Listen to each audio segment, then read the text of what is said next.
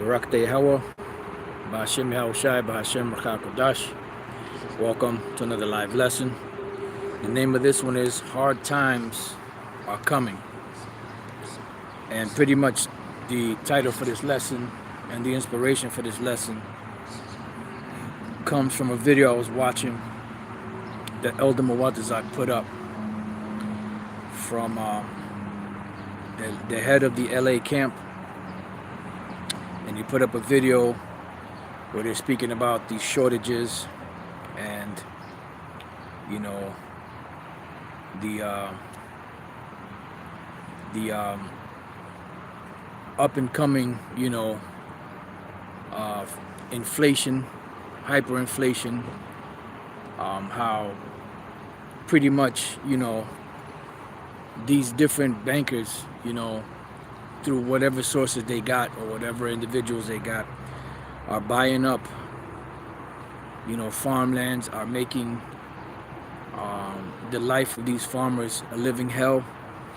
They're breaking down the supply chain of food, which is causing shortages, which in turn is causing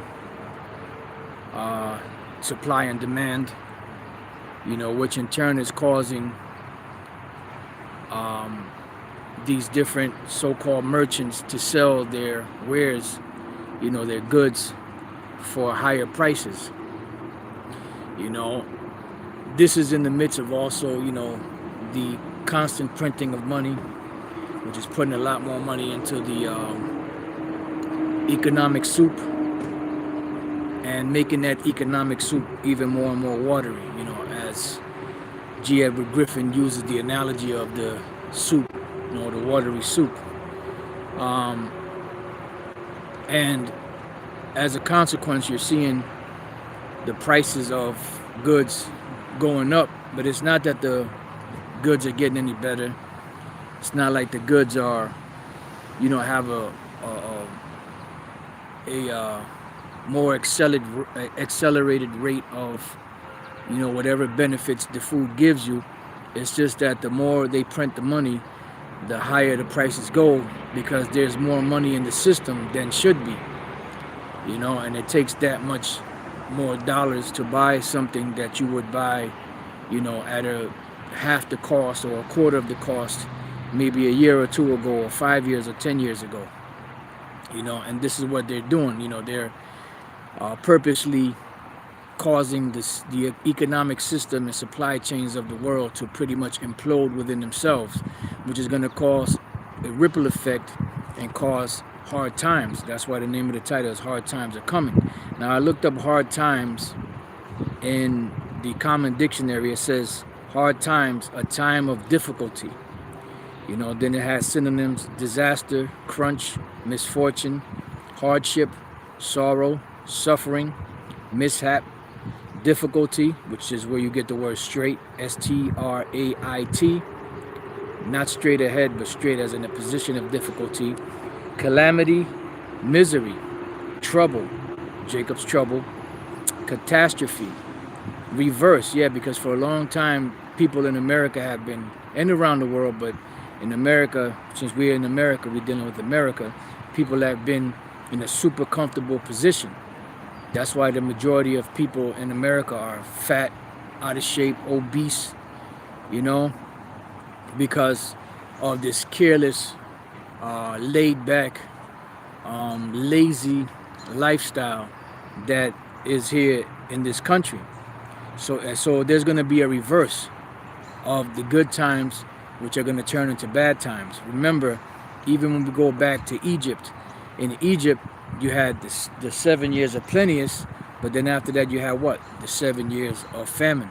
And those 7 years of famine were very harsh, very rough, you know, so much so that people sold all of their goods, spent all of their money, even sold their cattle, their land, and themselves into slavery in order to be able to eat. Just the mere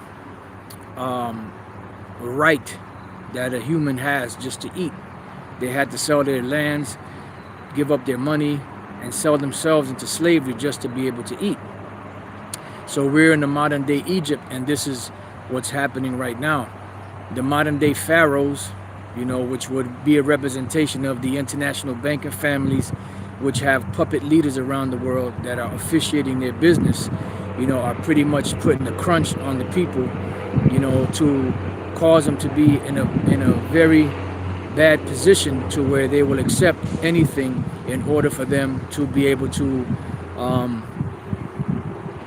live or have some type of semblance of normalcy in this society, because these difficult times are coming. It also says clutch,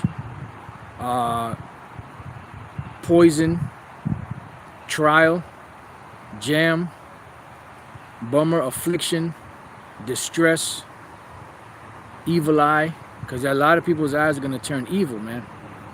Hard knocks, like hard knock life. Hurting, bad break, ill fortune. It goes on and on and on. I mean, my goodness, the amount of synonyms just keep going on and on and on. And then you have antonyms, which is just as many, or at least half as many. But hard times are time of difficulty, and that's what's coming. So that's pretty much what this lesson is about. There's no coincidence. It's no coincidence that Kill Bates is buying up a lot of farmland. You have a lot of these. See, because what it is they're trying to put in these aquaponic, man-made, meats and fruits and vegetables, to cut down on cost, first and foremost, cut down on overhead. They don't have to pay a whole bunch of farmers to go out there and to dig up the land and to plant the seeds and to, after they do all of that, make sure that the plants are food is properly cared for. Then in the harvest time, go out there and gather all the stuff. Everything could be made could be made in the lab, could be made in a building somewhere, as they're doing now. That's why you go to the store, you buy a can of seltzer, right? You can get the regular seltzer or you can get the flavored seltzer. Now it says pomegranate, it says watermelon, it says cranberry, it says lemon, lime. But if you look at it, it says flavored, which is not really lime, it's not really cranberry, it's not really pomegranate, it's really flavored. And what are those flavors? Those flavors are chemicals that they're adding into the seltzer or in these different drinks, which have a similar taste to the actual fruits, that you eat. But all it is just manipulated chemicals that eventually destroy the body. So on all levels, that's what they're doing. This Beyond Burger, or Beyond Meat, or Impossible Meat. Yeah, it's impossible because really it ain't really meat. It's a substitute, and you don't know what they're using in these substitutes. And this is what they want. They want to control it because they know that in controlling that, people can't get the proper nutrition, which they already don't have the proper nutrition, because the foods don't give off. The scriptures say that we shall eat our bread defiled among the Gentiles. The food already doesn't give the proper nutrients, vitamins, minerals, and so on and so forth that the body needs. But now by manipulating them and making these frankenfoods, they're even less nutritious, to the body. The only thing they do is taste good, and that's it. All right? So we're going to start off in the book of 2nd Ezra 6, and we're going to start off at the 15th verse. It says, "And therefore when it speaketh, be not afraid, for the word," a matter of fact, let me start up at 11. "I answered then and said, O Lord, that bearest rule, if I have found favor in thy sight, I beseech thee, show thy servant the end of thy tokens, whereof thou showest me part the last night." So the prophet Ezra is asking the Lord to show him what's going to happen in the end, what is going to determine when the end is here. So he answered and said unto me, "Stand up upon thy feet, and hear a mighty sounding voice. And it shall be as it were a great motion, but the place where thou standest shall not be moved."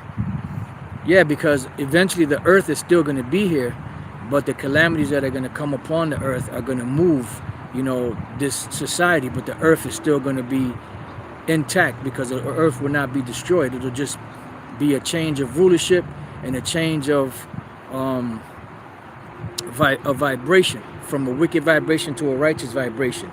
And therefore, when it speaketh, be not afraid. Why? Because when it starts speaking, as the scripture says in Habakkuk, at the end it shall speak and not lie. When it starts speaking, it's going to be speaking terrible things. And those terrible things are going to come by way of these different calamities that are going to come upon the earth. And these calamities are coming upon the earth because it's the Heavenly Father judging this world for its wickedness. It says, for the word is of the end, and the foundation of the earth is understood. Yeah, because you have, just like you have a beginning, you have the middle, and you have an end. And every time you have a beginning, there's certain things that happen. You have the middle, there's certain things that happen. And when you have the end, there's certain signs and tokens and things that occur to show you, without beyond a shadow of a doubt, that this is the time of the end. All right? It says, and why? Because the speech of these things trembleth and is moved, because it's going to be very bad out here. You know, we've been saying it for years, and we're going to keep saying it, Yahweh Shema Shai Rataza, until it breaks. And once it breaks, the ones that didn't mentally prepare themselves, you know, in these times are going to be in for a rude awakening. It says, for it knoweth that the end of these things must be changed, because this man has destroyed the earth. And if the Lord doesn't take this man out of rulership, which he is, this man will destroy the earth, the people, and himself. This is just how much of a destructive, evil, robotic devil that these devils are. Talking about the Edomites, inside joke. You know, it's dealing with these, beginning with the international banking families, because the average Joe Edomite out here, they don't know what the hell is going on. You know, some of them, you know, that are into the Bible, which some of them might be Jakes, some of them that are into the scriptures, and into economic situations, or how the economy works, they know somewhat of what's going on, but they don't know the whole picture. See? It says, and it happened that when I had heard it, I stood upon my feet and hearkened, and behold, there was a voice that spake, and the sound of it was like the sound of many waters, which that's Yahweh Shai speaking. You know, we could read about that in several other precepts in the book of Revelation. It says, and it said, behold, the days come that I will begin to draw nigh and to visit them that dwell upon the earth. Yeah, because there's a visitation, because the keys of the world, so to speak, were given to Esau. And Esau has not ruled this world in righteousness. He has ruled it in wickedness, because he is the wicked. So the Lord is going to come and make an inquisition as to what is going on. You know, why is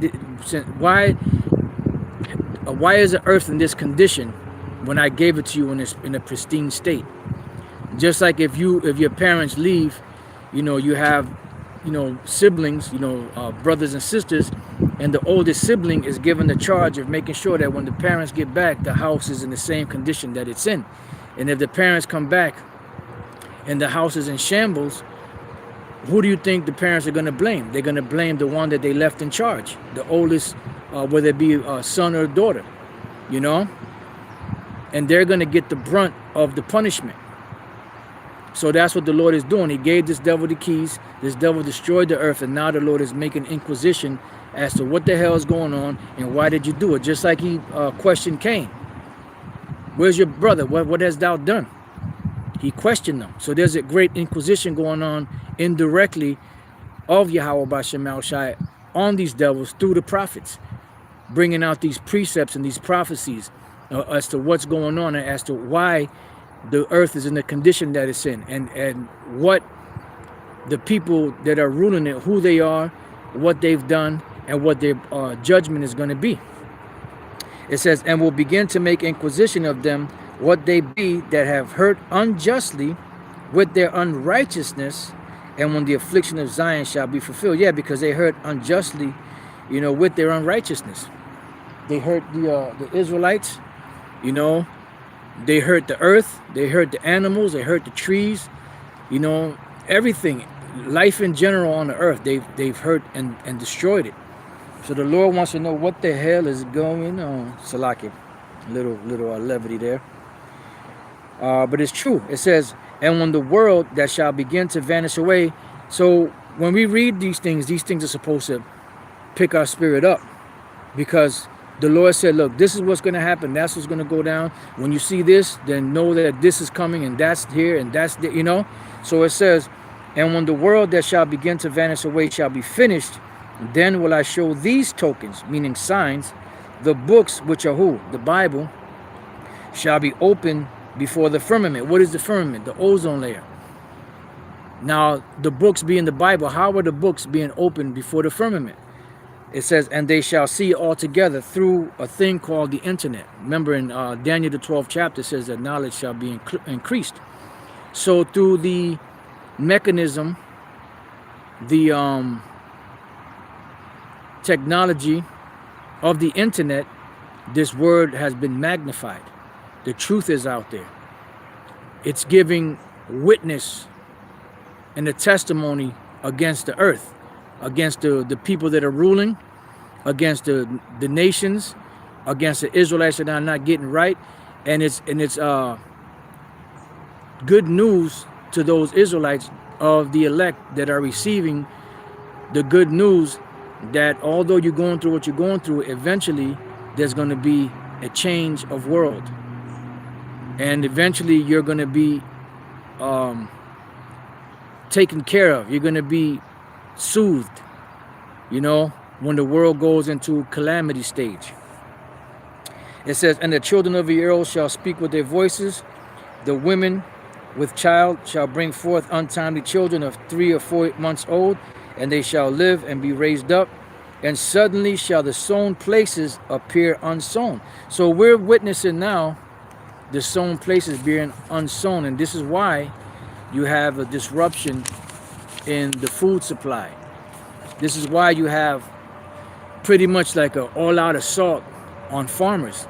And these devils are making it very, very hard for these farmers to survive, because they want to disrupt the supply chain of food and of these different commodities in order to put the rest of the world in a position to where they either comply to their goods or they die. Because a person's whole life is revolved around surviving, you know, survival. And that's the average person out here. Their whole mindset is about survival. So if they're in a predicament to where someone else holds the power or the sway over their ability to survive, they know that they have to comply to that person. Like when you watch these different series like The Walking Dead, or when you watch the movie like Blindness and different movies like that, they show you that the whole thing is about survival. It's about eating. It's about who has the power to take over the supply, and then the people that want to eat that are not a part of that group have to bow down to the demands of that particular group. Otherwise, they die. And that's the bottom line, you know, just to put it into layman's terms. So this is what's happening. You know, these devils are making it very hard for these farmers, which in turn is making it hard for the production of food, which in turn is causing a disruption in the supply chain, which in turn, once there's not enough food and resources to go around, the prices are going to go up, because the farmers or whoever's selling these goods are going to charge a lot more.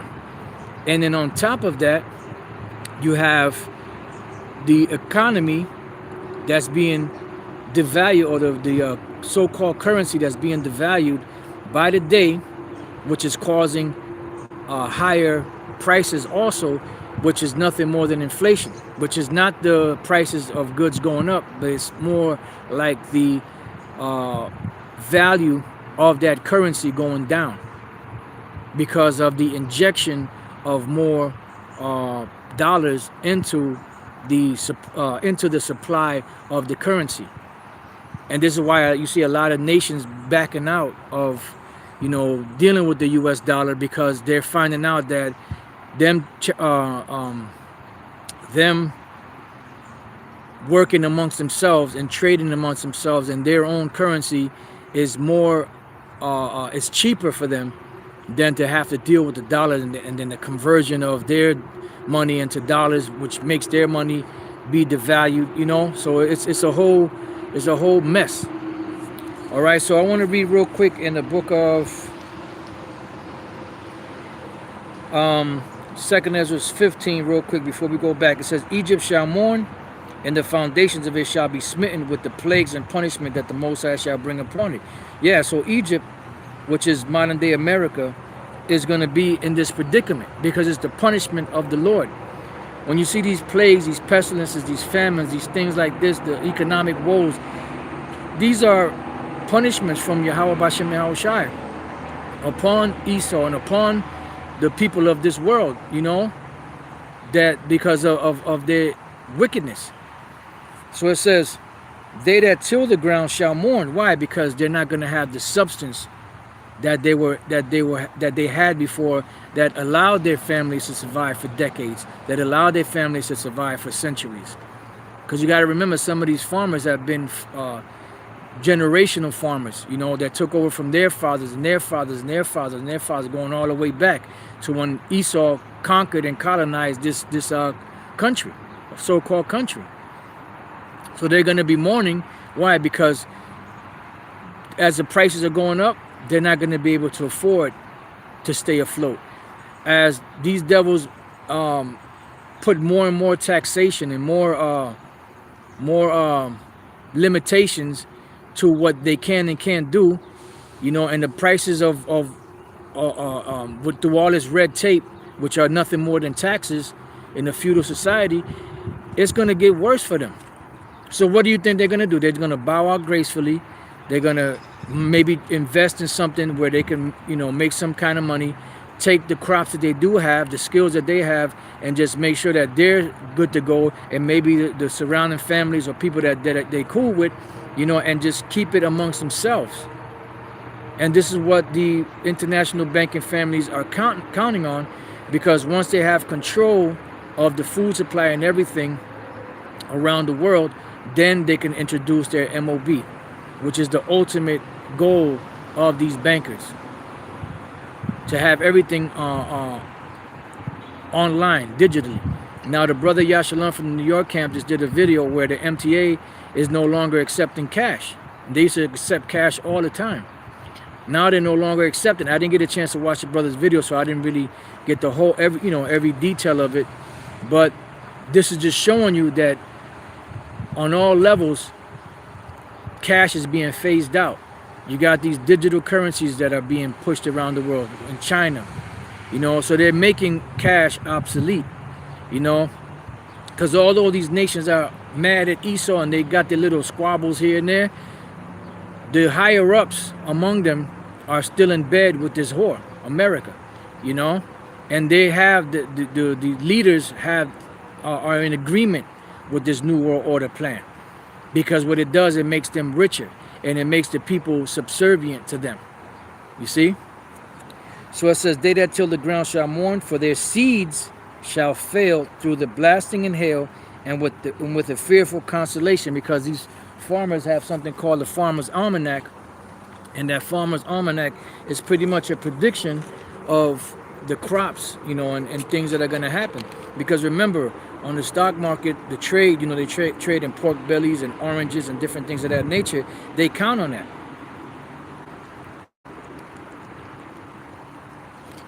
Salakia.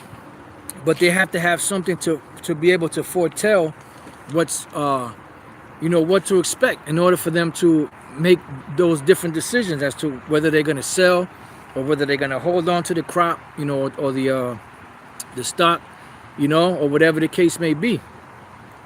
And as they're looking up into the heavens, because some of them can read the stars and stuff, they're seeing that things are getting bad, you know, and the crops are not going to be yielding what they've yielded before.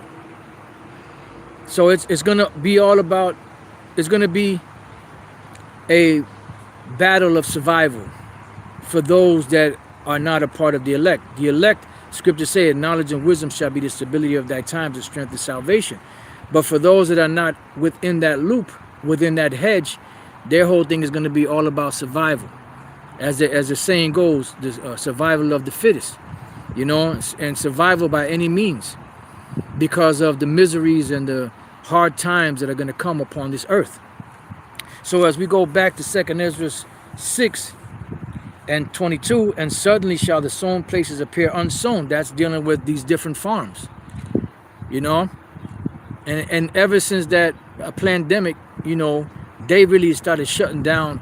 I mean, these devils they doubled, tripled, quadrupled their wealth, and that really helped them get put a stranglehold even further on the world, as if they didn't already have it, but it caused them to put even more of a stranglehold on the world. It says the 4 houses shall suddenly be found empty. Yeah, because the storehouses are these different warehouses that hold these goods. You know, some goods are shipped from other countries, and they're in bottles, they're in cans, they're in whatever they make, different packages, and they take them off of those ships, and those containers go to a particular yard, and those containers are put on tractor trailers, and those tractor trailers take them to, whether they take them to supermarkets or whether they take them to different warehouses where they stock these things. But now, as the food supply is breaking down, the food chain is breaking down, they're not going to have the surplus that they used to have. So what do you think is going to happen? Now they got to go into their reserves, which are in these warehouses, and start using that just to be able to fill in the gap. And eventually, when that runs out, there's going to be nothing. You know. And now with the economy being the dollar being so devalued, you know, it's causing the dude was saying that I believe corn went up almost 100% from just a couple of years, even though most of it is GMO corn, but just from a couple of years ago it went up 100%. As to back then, you might have been able to buy one corn for like 50 cents or 25 cents or whatever the case was. Now you might have to pay $1 or $1.50. You know, you get those packages with like 4 pieces of corn, $4 or $5, you know, depending on where you go. So the prices are skyrocketing because the dollars are being devalued by the second. You know, and then when there's not enough supply, they call it supply and demand. What's going to happen, like when this pandemic came to pass, what happened was that especially Ishmael, you know, you go to them Ishmaelite places, a little bottle of alcohol that you used to pay maybe 79 cents for, 69 cents, 89 cents, $1 at the most, they were selling it for $10, $15, because there wasn't enough supplies to go around. So they I believe that's called price gouging, you know. So they spiked the prices up. So where people are desperate, what do you think they're gonna do? The movie, I believe it was Contagion, if I'm not mistaken. The people went into a store, and the prices were skyrocketed, you know, to where you had to pay a whole lot more for a gallon of water than you would, because that's what happens when a supply chain breaks down. And when somebody has a monopoly on those goods, they're going to sell them at the highest price possible to make the most out of their investment, so to speak. So it goes on to say, and suddenly shall the sown places appear unsown, the full storehouses shall suddenly be found empty, and the trumpet shall give a sound, which when every man heareth, they shall be suddenly afraid. Yeah, because it's not going to be good.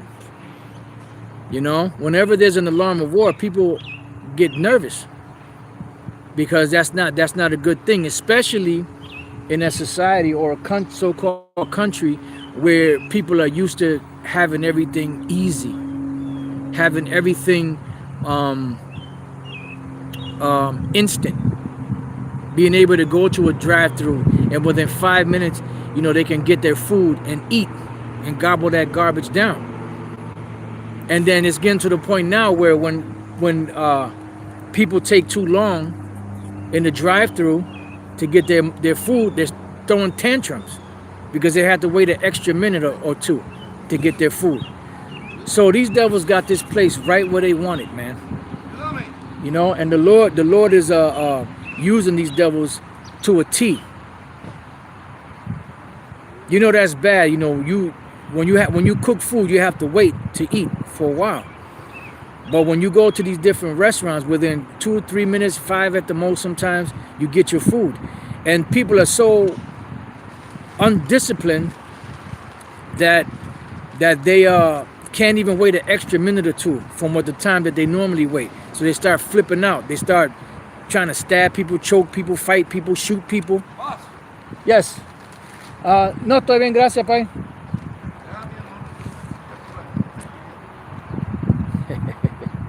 Yo, habla español. ¿Hispano? Sí, sí, Sí. sí. La mujer mía no le gusta que yo sea familiar con todo el mundo. Pues no hay nada mal con eso. ¿Ah? Eso está bien, pai, no hay nada mal con eso. No, que me molesta, yo soy así. Sí, ok, pues gracias, pai. No, papi, Gracias. de verdad te lo digo. A ella me molesta que yo sé, que la gente, déjame así como yo soy. Si tú no eres familiar, Sí, si tú no eres familiar con la gente y en el público afuera, al lado tuyo, tú eres miserable. sí. Es verdad. Es verdad, ya. De verdad te lo digo. Sí, sí. Tú eres miserable, papi. Yeah. Tú tienes que estar con la gente para tú sentir amor y cariño de Eso todo es verdad. el mundo. Porque no, el mundo está frío hoy. El mundo está frío, exactamente. Sí, sí. Y tú Y está tienes- frío como esta cerveza. Yo tengo yo le di negra, vamos a dar una vuelta por ahí, Sí, sí. porque la pierna me dolía mucho. Dime, amor. ¿Ah? Está allá afuera, mi amor. Ok, pai, gracias, pai. No te vayas, yo vengo a hablar con tu ratito. Ok, yo estoy en YouTube, estoy vivo. Estoy enseñando la Biblia. Oh, sí. Sí, sí, sí. Pero estoy enseñándola en inglés. So, Pues, papi, el inglés mío es un inglés pendejo. ajá. Dame una cerveza, no sabe el pan. So, déjame terminar aquí. Enséñame lo que Mira, la gente están poniendo yo no están escribiendo cosas ahí, ¿no? Según la la Biblia. sí. Biblia. Papi, ¿tú sabes una cosa? Que esto viene, papi. Yeah, Yo me tomo mi cerveza, yeah. no tengo vicios malos, no robo, nada, me retiré. Ujú. Yo estoy retirado hace como 3 semanas atrás. Ok. Me retiré.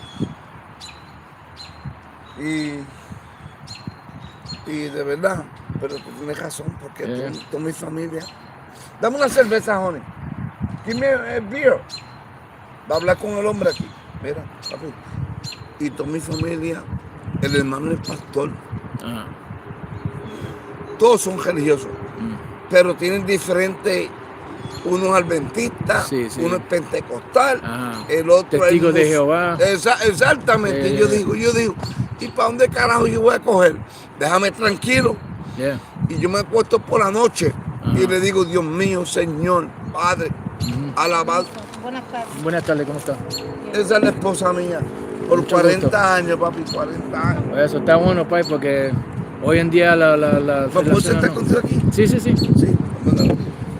Está bien, Mi amor, camina por un ratito. Yo, para contarte mi historia. está bien. Papi, el nombre mío es Tico Reyes. Ed, Ed, sí, así me llaman a mí. Ed sí. es del Tico. Okay. Espérate un momentito. Hey, Salaka brothers, I'll come back, to y'all. Speak with the brother for a little bit. Hey, Shalom. Salaka.